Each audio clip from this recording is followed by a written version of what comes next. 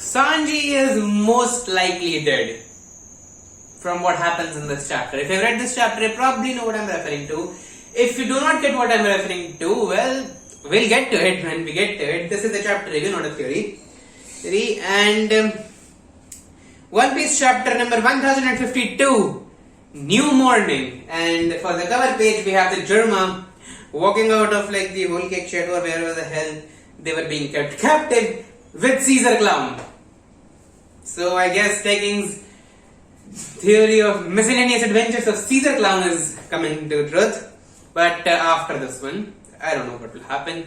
Then so we start off the chapter with Merijua and the Gorosei are talking. And they're talking like, okay, Nika has finally emerged. 2 emperors have fallen. The news that we cannot keep hidden. And like, people are gonna find out about this.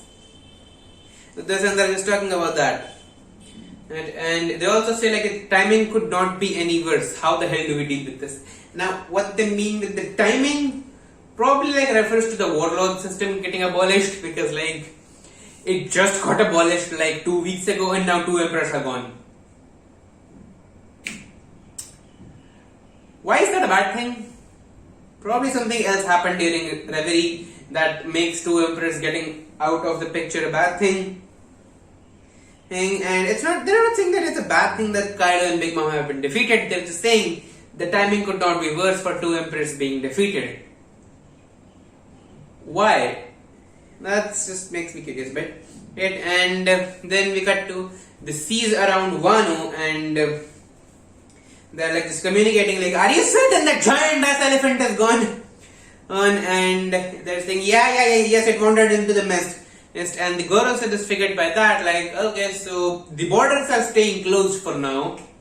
That means Wano is still almost impenetrable. And the other Gorosei also say, like, it appears that they have modified their plan in light of the current situation. At least one of them has considerable. They're referring to like, okay, one of them has a brain in their heads to like not open the borders. Either they're gonna be forcibly opened now, or it's gonna be a big action either way. Or well, the second option is a dream come true for Robin, most likely. And other girls will say like, now even with our numbers, a direct invasion will not be possible. So like, we should just knock that out of the question. Then the CP0 guy, kinda who just like ran away from Onigashima, in like the navy ships there, and he's like talking to them, and like they're communicating. This signal gets hijacked, and someone is saying like, listen up, stay where you are, I'm on my way. Who is it?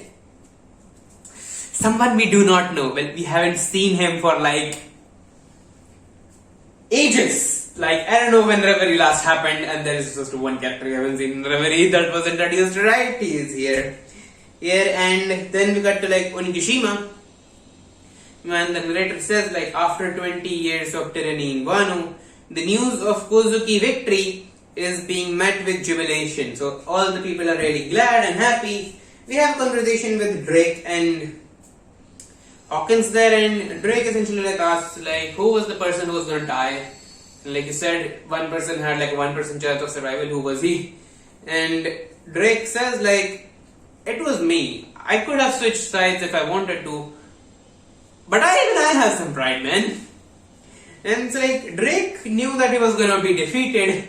Why did he try it then? But he's just like, I can't just keep switching sides based on what's beneficial for me. Even I have to be like, okay, I made an oath here, so I have to stand by it. So Drake has some pride. It's not like he'll just always necessarily listen to his tarot cards. It depends. Then we cut to 7 days into the future, because nothing happened in those 7 days. Some people are like, okay, let's take down the decorations from Flag Capital, and the others are like, no, don't take down the decorations. The Momonosuke-sama, the Shogun said they're gonna have it at the festival, so like, let them stay there. Replace the flags, they'll probably gone bad. And remember like one of the first Just when we were being introduced to Wano, one of the first things we saw was like a snake-headed teacher. Her name is Miss Sarahebi. Sarahebi, huh? And she was teaching kids, and we see the classroom again, and there's a guy there, and he's like, Miss Sarahebi isn't coming back anytime soon. And the children are like, oh, how come? And the teacher also says like, sorry, but we have to restart your history lessons on our country's heroes from scratch. It's because like your heads have been filled with nonsense. And the situation with Wano is kind of similar to like what happened in India. Yeah, if you study history, like in a history books, it's all Mughals. The actual kings, yeah, if you compile everything for the actual kings in India, there are like one page in 3 years of history that we are taught. Like at the 5 years, 5 books, 1 page complete for the actual kings. Anyway, so like that was essentially what was happening in Wano, but they are revising that history syllabus and it's like forget everything that idiot teacher taught you. Now what we're telling you is the actual truth. It's probably gonna be like a bit difficult for them to like just understand like isn't he like a bad guy? What the heck was going on? And depends on how they deal with this. This could either turn into like another Kozuki, like a new generation that admires the Kozuki clan, or future rebels that want the Kurozumi to come back. But it's most likely gonna be alright.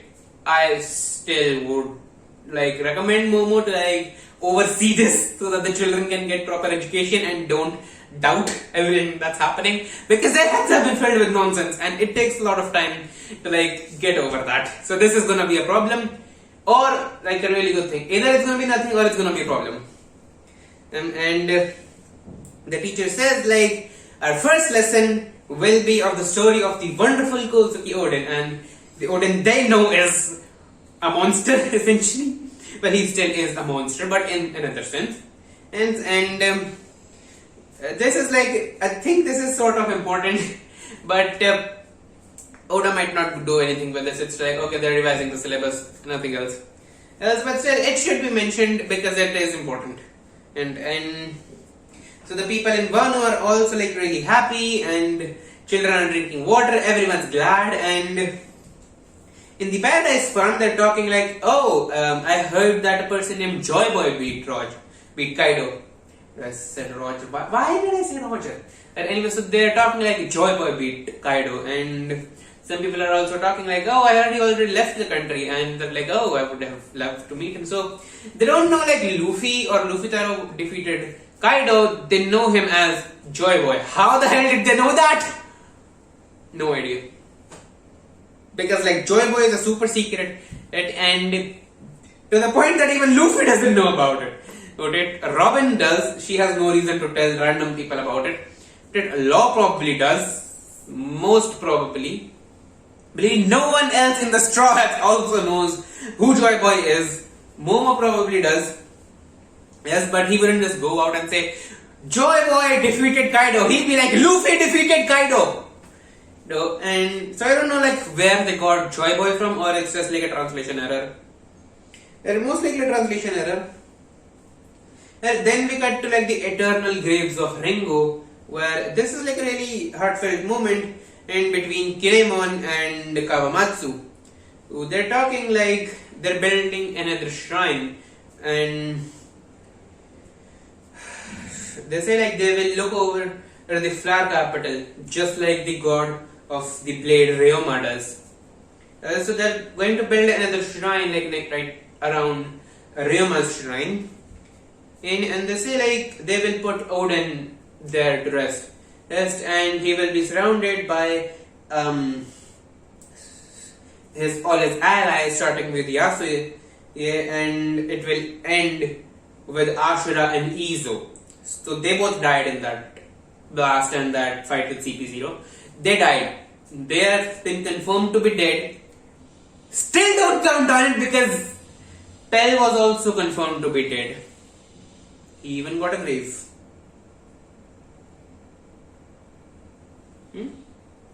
still be alive, don't count on it, but from like the implication, they are dead, like they aren't coming back. We see like Ashura's sword and Izo's guns there. Yeah, so they're probably gonna be like, okay, these will be his grave markers, and the grave markers in Ringo are like swords. How will they use Izo's guns for that? Like, will they tie it to a stick? Maybe.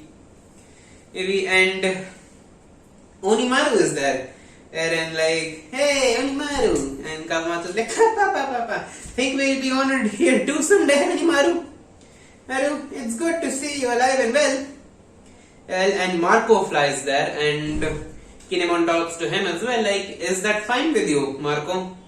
Oh, and Marco says, like, of course, it's only right that his final resting place is in his own country. And he even talks like, seems like I have been left behind once again. To say goodbyes. And like, you gotta feel bad for Marco, like, his family is like just dying. First his father died, then his brother died, and now his another brother died. It's just been bad for him since Teach left, since Teach got on the crew. So, yeah. Marco is really sad, and he's like, okay, he doesn't show it, but he is really sad. And even Kawamatsu says, like, we know that feeling of being left behind, and to say goodbye again. Kinemon says, like, we are the ones who remain.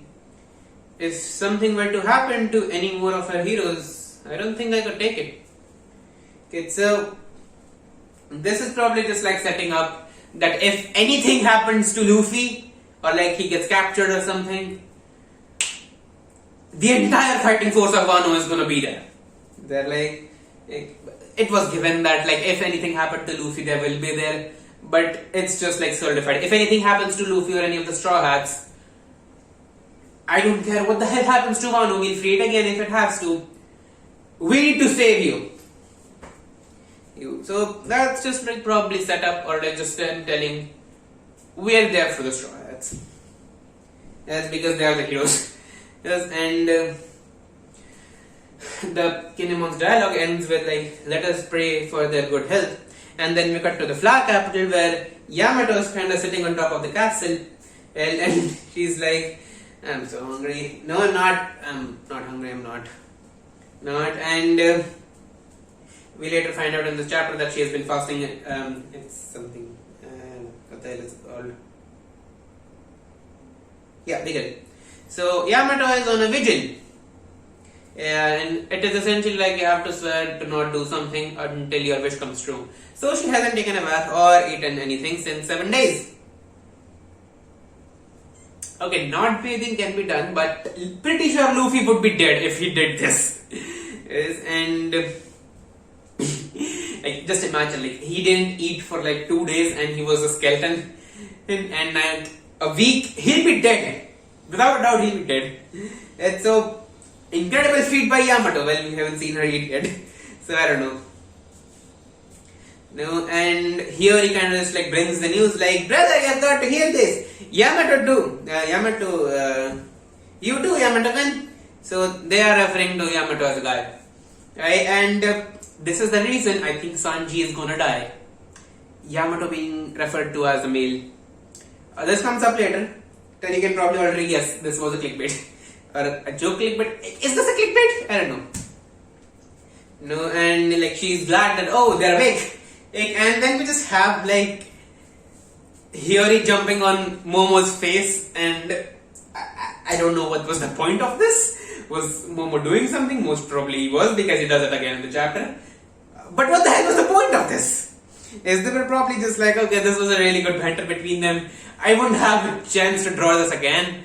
Let us put it here real quick. So it's like, okay, this was random, but it's like it's comedy anyway. Who cares? It's so. Then like Luffy and Zoro kind of wake up, and what do you guess? The first thing they say when they wake up, mate.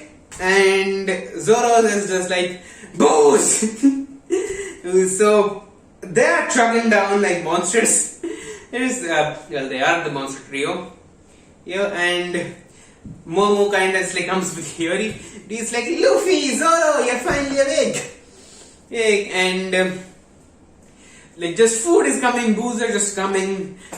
All the food that Wano just got, pretty sure it's gonna be over by the time they leave. So like they'll have to do another harvest, and Yamato is also there. And Momo says like, Luffy, Zoro, save some room for later.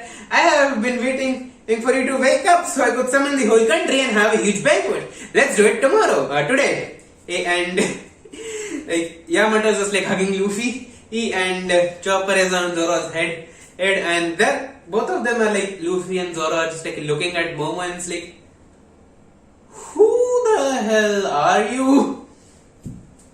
And Momo is essentially like, I am Momonosuke, you do not recognize me. And Zoro is like, why? You really are right now. And pretty sure this was Luffy, but Zoro says like, you look pretty strong. Is it because you have got Odin's blood? Let me take a chance at you. So Zoro wants to fight Momo. Pretty sure Momo would get destroyed. Anyway, Momo tries to go to his favorite place in the world, Nami's boobs. So, and he tries it like, oh no, Nami, they are bullying me again. Of course, he gets punched in the face. And this was like just really funny. Like, how many of you figured he was gonna try it at some point, and Nami was gonna beat him? And Momo says like, I'm still 8 years old, now that it hurts. So like Momo has gotten a lot tougher as well. And Nami says like, oh, I guess that's true as well. And Luffy and Zoro are just like there. Yep, he's definitely tougher. And he just loves Sanji and Brook here, and they're like, welcome to adulthood, Momonosuke-sama, and no more special privileges for you. Nah. He kinda does still have some special privileges. You guys get them too, of course. Whereas this one is for everyone. Sort of. And Yamato is like, he's still child on the inside, but on the outside he's basically Odin. And when she says this, she kind of keeps that plate on his head, and Momo is pissed at like, quit putting plates on my head. And Yamato is like, you should be thankful that your parents gave you such a strong body. You will be the number one in Wano pretty soon. And Momo says like, I will give it my all.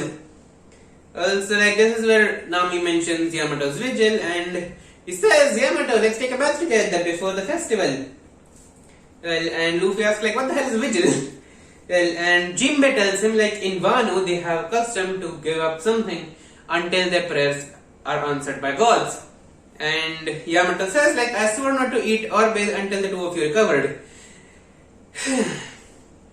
And Luffy says like, seriously? Thanks, Yama bro. Oh, that must be why I'm feeling so great. And Chopper is just there listening to this, and he's like, sure.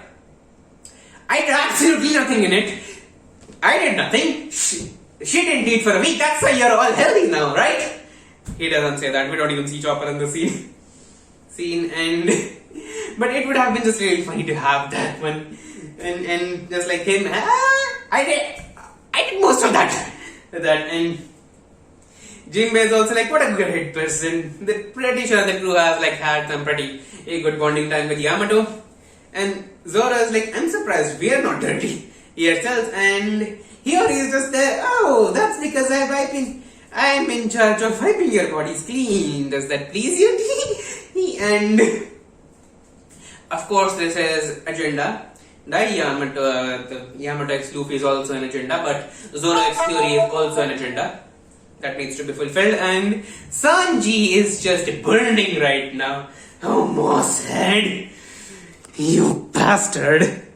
How could you? You fix the camera. And so Zoro like finally remembers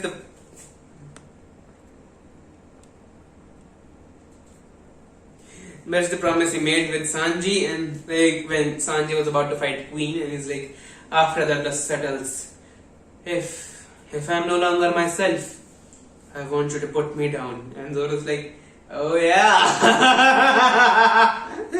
And they start fighting in the background. And then Zoro's like, I must have been returned from hell to fulfill my promise to kill you. You and Sanji's like, I don't need your help with that anymore. So they're fighting. And Zoro got his swords back. So they're fighting, and Yamato says like the castle doesn't have mixed baths, so I'll bath Nami. Because like of course she's a guy. And Okiku says like, well, I would like to join you.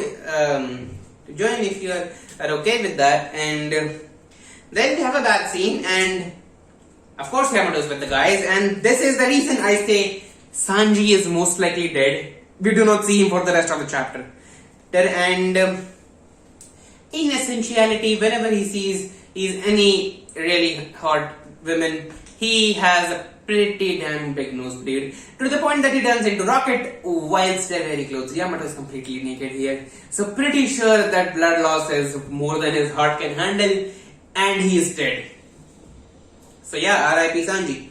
And Broken Momo are also there, and he's like, is this a dream? And of course Luffy and Zoro don't care. Yeah, Beppo's there as well. He's also like, okay, I'm more into bears. Yes, but yeah, they're having fun, and we also have the girls, and I mean the guys have a bigger portrait, but the girls are also there. Pretty sure the editor told them please don't. And Cat is in the background without any censorship. So yeah, go ahead. And Tama is like, I hope I become bewitching one day too. And Okiku is there. They're the usual banter. And so yeah, that's what's happened. And their ships have been fixed. And they're like, this news has been spread all around Wano that the banquet is going to be held today. So yeah, they are celebrating. The ships are all ready to go. Oh, and even like the battle Frankie has been repaired. And so that's something. And Beppo, Keller, and another member from like probably Ken's crew are like, it's so cool. Cool. And Kid is there, and he's like, don't get too buddy with them. We can't let our guards down till we are safely back at sea. And he also says like, I don't know how this information is going to leak, but you can be damn sure that the papers will catch on the winds. With the emperors gone, we're gonna have the biggest targets on our back. Law says the same thing, like, that's right. It being in a closed off country doesn't necessarily mean that they can't find out. But it does mean we have no way to monitor what their responses will be. And Law's crew is like, do you think the captain's bounty will go up?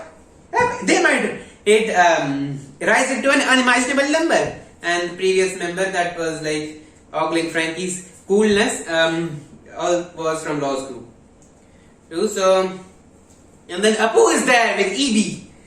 And Killer is like, oh look, Apu and a number. We need to kill those bastards. And Apu is like, you're right, it leaked. How could this be possible? And Killer is like, it was obviously you, damn bastard. And Apu is like, check it out. The bounties is you're oh so curious about. And he kind of like throws the newspaper in front of Kid, and he says like, it's all in there. Your updated bounties and the names of those who have been newly dubbed Emperors of the Sea. Yes! Like, we're probably gonna not see this. We don't see this in this chapter. We'll probably see it in like the next chapter. Kid and Law become emperors. Well, the vacancies for like 2 of them. Someone will have to take the bullet here and not become an emperor. That depends on the world government. But with 5 emperors there now, Luffy, Kid, and Law are emperors. Their bounties have also like just showed up. So next chapter, bounty reveal, most likely, because what is happening in like the absolute end of the chapter is probably not gonna happen. Because like, well, they need something. Oda will give us like one cliffhanger in 154 to like he'll just put the cliffhanger right. Okay, so the absolute end of the chapter is Green Bull finally like is in Wano. Just take that in. Ryogoku is in Wano. And how he got there is like he has a flower on his back and he just used it as a helicopter to get to Wano. If Sasaki can fly, Green Bull can fly like this as well. Like it's not that big of a deal. Okay? Now he is talking to like Sakazuki and is like, and Akainu is like, don't do anything too damn excessive. And he's like, hey, don't worry. And he is Wano, he has landed. I have no clue if he has been accompanied with a buster call, but from the sounds of it, like with the conversation, we can kinda guess he is doing this on his own. Like Sakazuki did not order this, he is working on his own, and I don't know like what he's gonna do with the crew and stuff. So this is the thing to worry about, because if Wano gets buster called, it will be pretty bad for the Marines. Because like just think about it. That Luffy, Zoro, Sanji, Yamato, they're all in full health now. The health bar is at the maximum. And every person in Wano also has like new hope to fight. So they have a bigger army. Do you honestly think the world government can do shit? I don't. So that's why I think like Ryogoku is there just for the Straw Hats and is like, get out and we won't do anything to Wano. That's the deal. So like the Straw Hats will probably leave. And I have no clue what he will do. Probably something big, something epic. And how do you think the world government is like gonna deal with the Straw Hats now? Because if like Ryogoku is being accompanied by Buster Call, the Straw Hats aren't just gonna let Wano be taken over again. Again, Kid is probably gonna bail out, but Law won't. So they're gonna fight the Buster Call, and this would be a great way to start off the final arc, to just like have the Straw Hats defeat a Buster Call. Well, so that would be a really great way to like just have the fan base get as hyped as possible for a new saga. But like if they do that, how the hell the Emperor or the world government is gonna face Luffy? Because like the strongest force has been annihilated by them, and the CP0 can't do shit.